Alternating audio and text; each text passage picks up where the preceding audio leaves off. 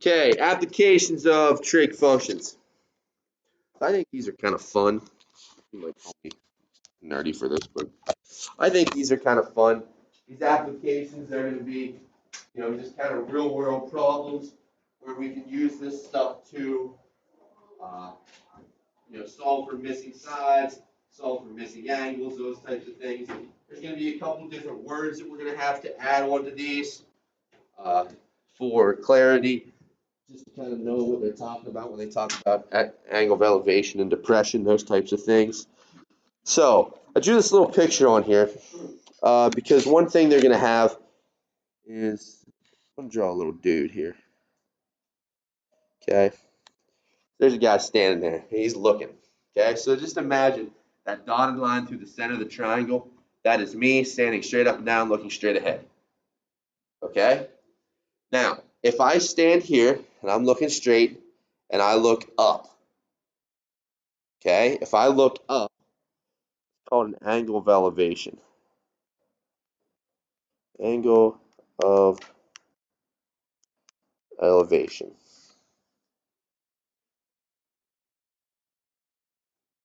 Okay, because I looked up, that's the angle of elevation. So now we'll call it LOS is above. That's my line of sight. Okay, so the line of sight is above flat. So that's an angle of elevation. Angle of elevation inside. Now, if I am standing there looking straight out and then I turn my head down, that's going to be called an angle of depression. Angle of depression. So there, my LOS would be below. And then this here is just my horizontal.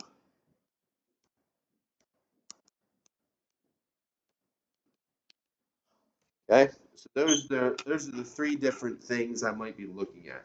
I have a horizontal field of vision. I have an angle of elevation. Look up. I have an angle of depression if I look down. Now again, like I said, I think these are easier if you draw a picture, honestly. Okay, so let's look at an example here. So a surveyor, he's looking through his transit at the top of a building. Angle of elevation is 22 degrees. The transit set up 5 feet off the ground. He's standing 300 feet away from the building. How high is the building? Okay, so let's just draw a little picture. So we're going to say right here is the transit sitting. Okay, here's my building. Now I know that this is 5 feet, right? Just said the transit's 5 foot off the ground. So therefore, this will be 5 feet as well. Okay? Forget your notes. Forget your notes. You need another one. All right. So there's my triangle. I was able to make a right triangle out of this here. This will be my reference angle now. Now I know my angle of elevation is what? 22 degrees, correct. 22 degrees. All right, what else do I know? What other side do I know here?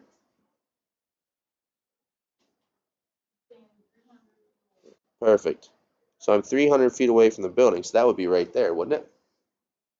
Now what am I looking for? I'm looking for the height of the building, correct? So it's going to be this side, then I just have that extra 5 at the end to add back on, right? So let's find our x here. So now looking at that triangle, I have my reference angle down here. I have the side on the bottom, and I have the far side. So what two sides am I looking at there? Opposite, adjacent, hypotenuse? Adjacent and opposite. So which one would that be?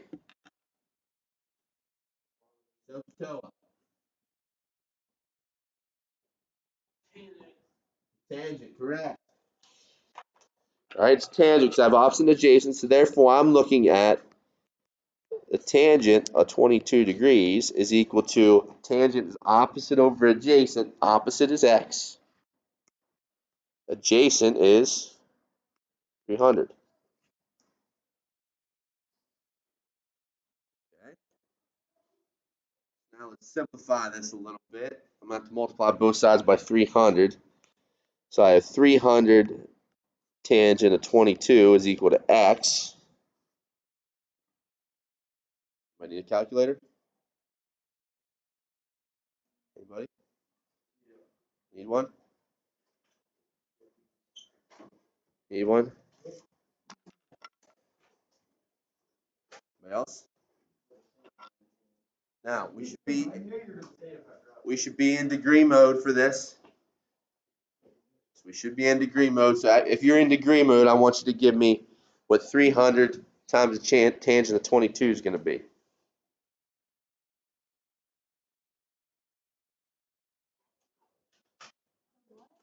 300 times the tangent of 22.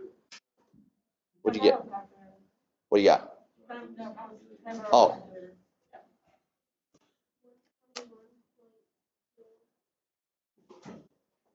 Yep, 121.2. So 121.2. Now, is that the total height of the building? No, we gotta do what? We gotta add that 5. So therefore, the building's 126.2. That's correct. That's how tall that building is. 126.2 feet. We're able to use a nice little bit of trim. And right there too, I mean, this is something that is very, very, very reasonable you can do. I don't know if you ever used a transit before. Or if you use a transit, you use one of those data collector things. If you're sitting up there looking, you can take the line. There's a little like crosshairs in there. If you have it perfectly flat, then you tilt the crosshairs up, it'll tell you what your angle is. It'll say like plus 22 degrees or something like that.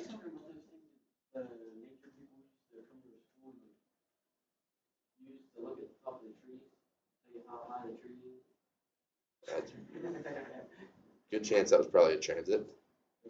I'm not sure. I'll have one in here later this year. That'll remind me. I'll show you what it looks like. We're gonna use it in some other classes. All right, questions on that one? All right, let's look at another one. So, this one here, we got a lighthouse sitting on the edge of a cliff on the shore. Operator's in the tower and sees a boat on the water. His rangefinder tells him, that should be times, tells him the boat is 475 yards from where he's standing, and he has a 49-degree angle of depression. How far is the boat from the base of the cliff? All right, so that's the beauty of a rangefinder sometimes. I mean, if you're ever up in a tree stand, you would know that if you're up in the tree stand 20 feet and you shoot the rangefinder to the deer, your distance is going to be farther than if you were standing at the base of the tree, correct?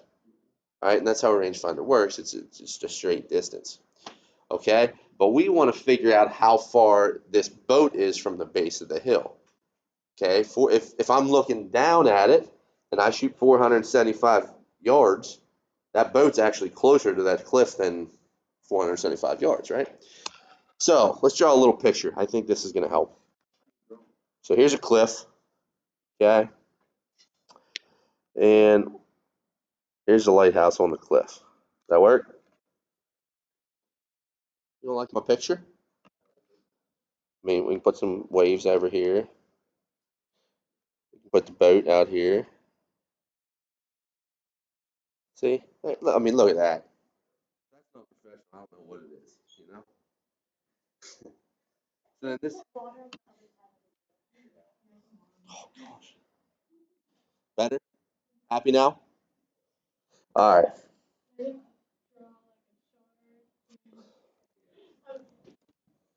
All right. He's tiny. There he is. All right. So now he's looking down. All right. That's pretty high cliff, too. So he's looking down. He's checking out what's going on. He sees that boat. He wants to radio into him, be like, dude, you got to back up. So he sees this, and he sees that it's 475 yards away. Right? Now, we got to get a triangle going here somewhere, right? Now we have an angle of depression. That means what? What's an angle of depression mean to us? He's looking down. Okay, so if he's standing up here, that means he would be looking out here, right? So now, here's my triangle. That would be him looking straight up. Now this angle here would be 49 degrees. Okay. Now what are we looking for here? We want to know how far the boat is from the base of the cliff. So wouldn't this distance right here be the same as his distance from the base of the cliff? Yeah, it would be. Okay, because it goes straight down. So if I find this distance here, that's going to be the same as this distance here. So if I have my 49 degrees as my reference angle, okay, and I have the hypotenuse, what other side do I know here? My adjacent. So what has adjacent and hypotenuse? Ka. What is ka? Other than what a bird makes? Cosine. All right. So now we're going to have the cosine of 49 degrees. That's equal to the adjacent over the hypotenuse. What's my adjacent? X. What's my hypotenuse? 475. Okay. So now let's go ahead and multiply both sides by 475 times the cosine of 49, x. Punch out in the calculator, tell me what you get.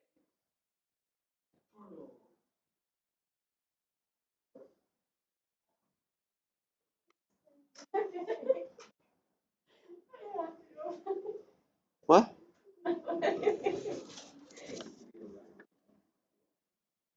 Anybody? Anybody? Huh? 311.6 yards. Okay? So that dude's out there on the boat. He's 311.6 yards, so he needs to back up pretty quick, don't he? All right. Questions? Does that make sense? Okay, again, angle, elevation, depression.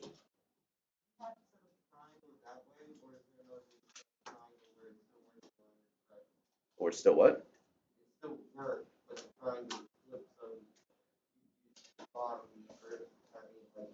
You could set up the triangle here. It would be the same distance here. The only part, and this would be the same length, the only part I don't like about that is just based off of the definition of angle of depression. You would have him looking at it, and then you would be depressing 49 degrees to get to the edge of the cliff. You see what I mean? So I'd be looking at the boat, and then 49 degrees down to my toes, essentially. But by definition, angle of depression is from the horizontal here. You got me? Are you okay?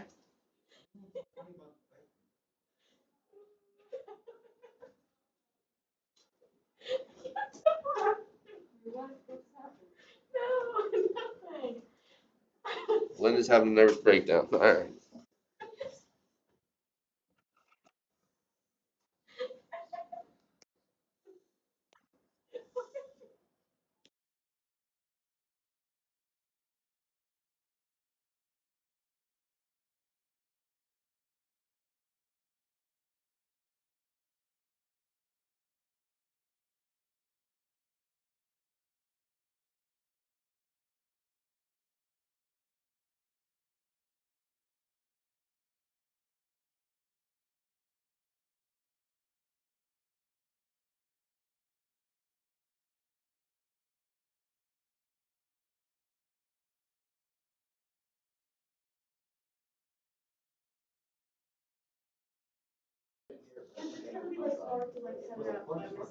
All right. So she wants one to do by herself, and that's fine because we don't have a whole lot left. So I'm just going to scroll to the end real quick. Is that all right? Where I have some space. So we'll say that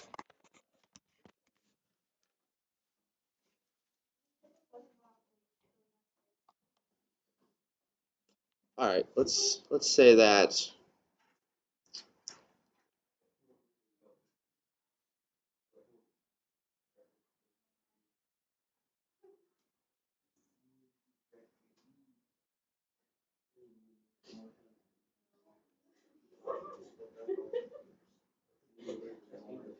All right, so we got carpenter is building a set of steps. Okay, so carpenter's building a set of steps. Did I spell carpenter wrong? Okay, it looks weird. Okay, he's building a set of steps. Um, so in his, this is actually a true to life scenario. All right, so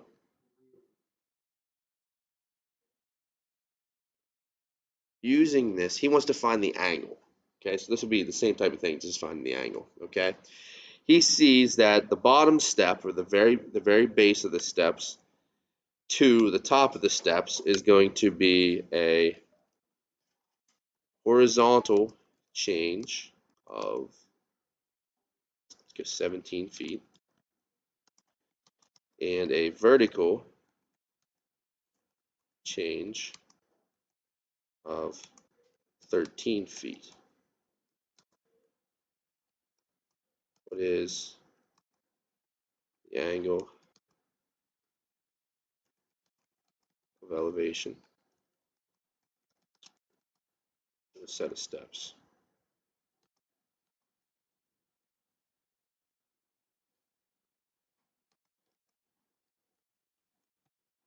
There you go. Go ahead and try that one. Now, when you draw this, don't don't worry about the treads. You know what I mean? So when you build a cut set of steps, it looks like this. You know what I mean? I'm just worried about this.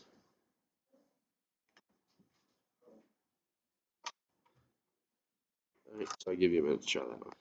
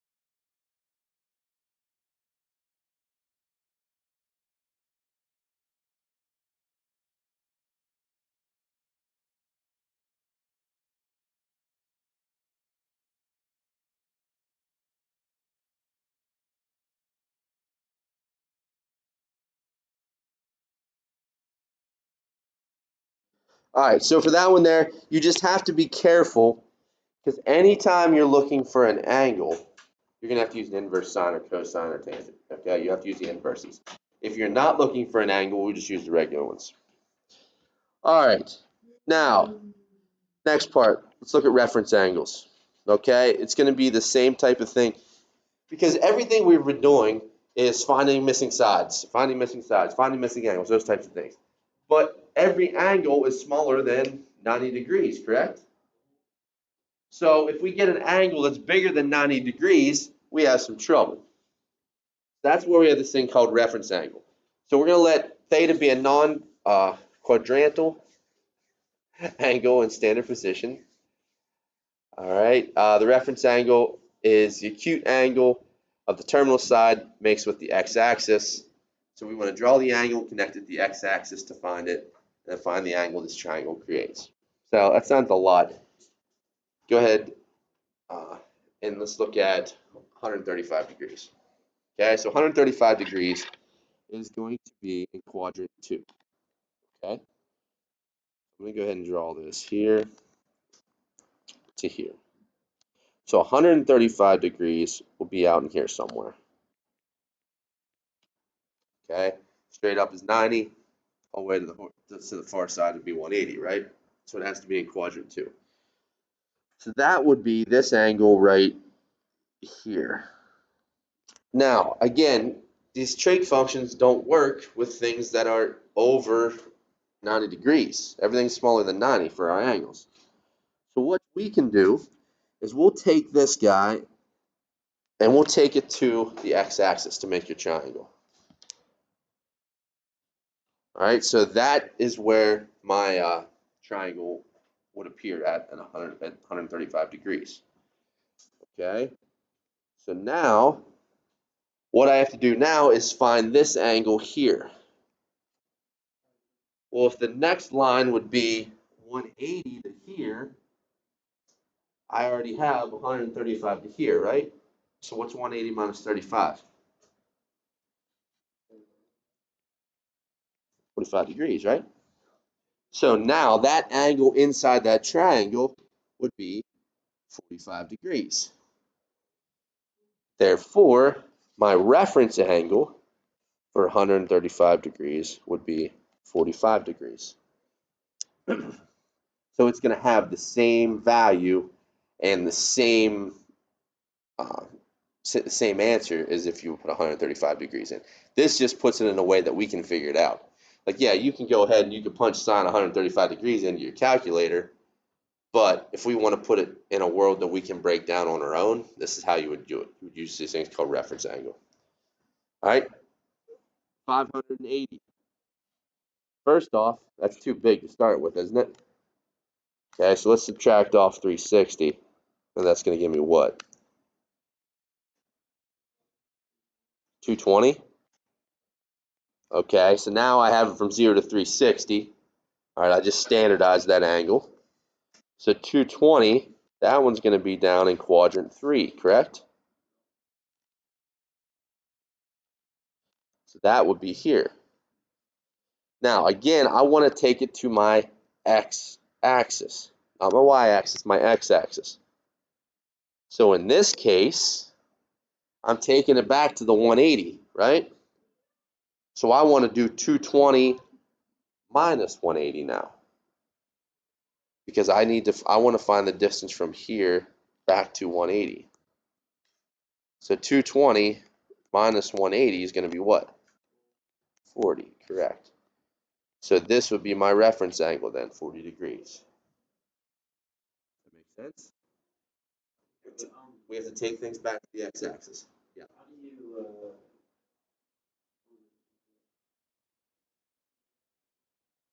do you know which side the line goes with? Here? Yeah. Closest way to get back to the x-axis. So in this one here, I had to go down. This one here, I had to go up. Yep, closest way to get to the x-axis. Almost like if I would have wrote it, huh? All right, now we can do the same thing in radians. All right, so we have 3 pi over 4. 3 pi over 4, that's going to be in quadrant 2, right? Because pi is 180. So we're talking 3/4 of the way to pi. Yeah, you aren't that great with radians yet, I know. All right, so in radians, this is pi. This would be pi over 2. 3/4 is between half and 1, right? So it'd be over here. Okay, so this was 3 pi over 4. I got to take this to my x-axis. Take it to my x-axis, then what do I have? I'm going to have to subtract what minus what? I need the distance from 3 pi over 4 to pi, right? So pi minus 3/4 pi. What's that going to be? This pi over 2. That's just my y-axis there. So it'd be pi over 4. Pi over 4 would be my reference angle. That's what this is right here. Pi over 4.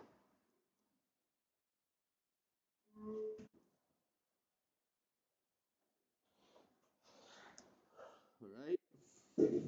Next one, 8 pi over 3. 8 pi over 3, that's bigger than 2 pi. Okay, remember 2 pi is 1 revolution. If it's over 3, that would be 6 pi over 3, right? So I'm going to subtract 2 pi off of this, which would be 6 pi over 3, leaving me with 2 pi over 3.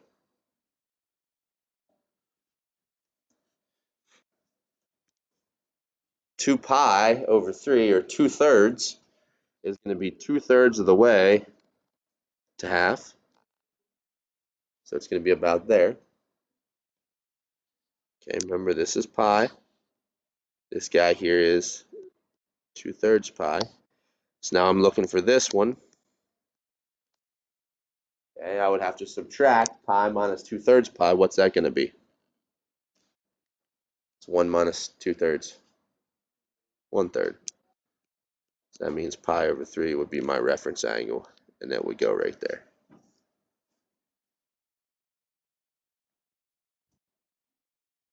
Okay, so all I'm doing is just standardizing these to get them as something that's smaller than 90 degrees or smaller than pi over 2.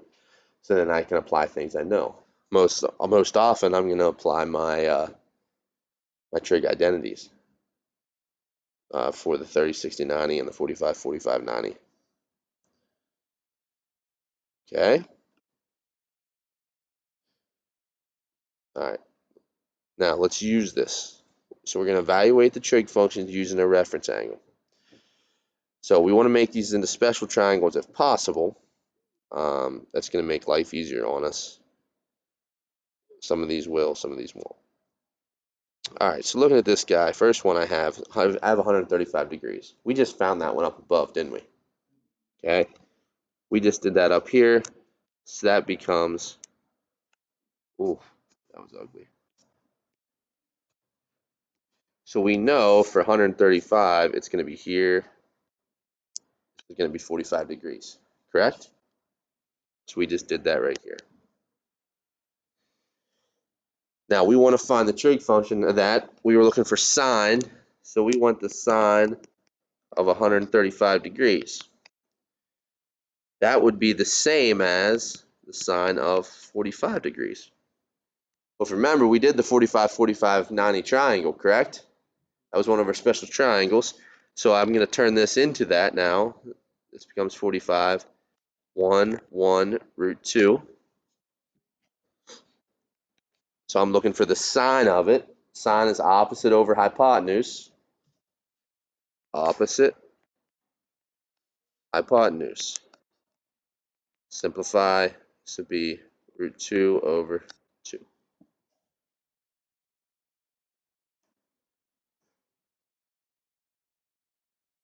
That would be my answer. Multiply by root 2 over root 2 to get the root out of the bottom. Okay. All right, next one. Um, let's do the 2 degrees ones first. 225. Did we find 225? No, we did 580. All right, so 225. 225 would fall. Well, I have 0, 90, 180, 270, right? So I'm going to be in here somewhere. This is going to be 225. Take it back to the x-axis. So now I have 225 and I subtract 180. Well, that's going to be a 45-degree angle as well then, right? 225 minus 180 is going to be 45. So now I have my standard 45, 45, 90. 1, 1, root 2. Now, one thing you have to be a little careful of is see where this is at. That would be a -1. This would also be a -1. Okay? It didn't affect us on the last one, but that guy would be negative as well. All right, just look at where this positioning is. I went left 1, so that's -1, and I went down 1, so that's -1. Okay? That's the only thing that'll be different between a 45-degree and this. It's just some of those signs. So looking at this guy, now I want the tangent of 225. Well, that would be the same as a tangent of 45 degrees in this case. Tangent is going to be opposite over adjacent, so that's -1 over -1 or 1. Okay, you would do the same thing with 3 and 4. Tell you what, I'm just going to.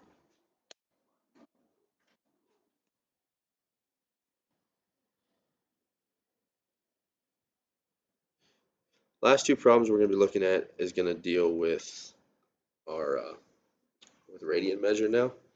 So the first one, we have the cosine of 4 pi over 3.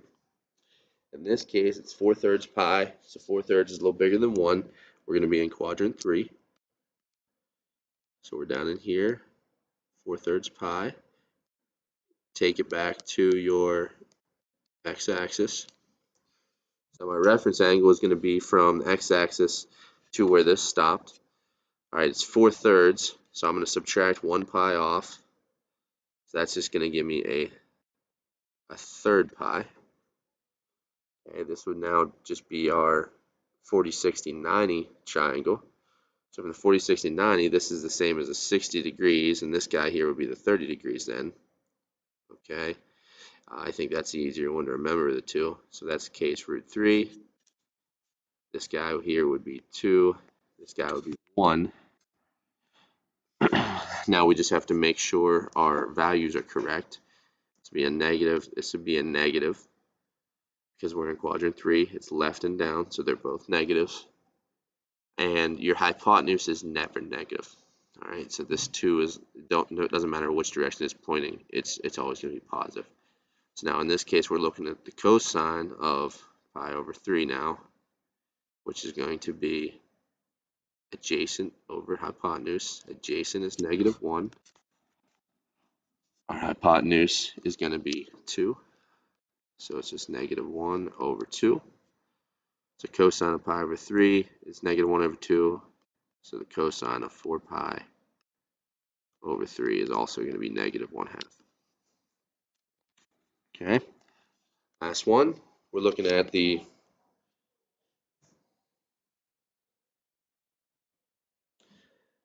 last one then is going to be our secant of 11 pi over 6.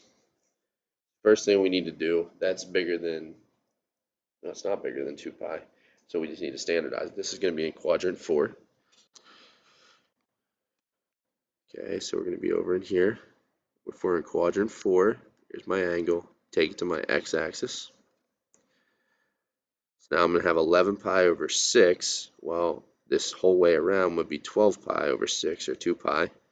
So this is just going to be pi over 6 then. All right, we're back to our 30, 30, 60, 90 triangle again, or pi over 6 and pi over 3.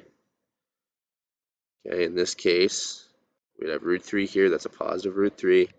Hypotenuse is 2. Its opposite side is going to be 1, but it's negative because I'm below the x-axis then. So now I'm looking for my secant. Secant is going to be hypotenuse over the adjacent. Because secant's paired with cosine.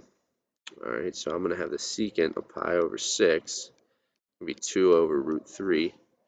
Just have to simplify that a little bit. So I multiply by root 3 over root 3. I get 2 root 3 over 3. So 2 root 3 over root 3, or 2 root 3 over 3 is going to be the secant of pi over 6, which is also the secant of 11 pi over 6 as well.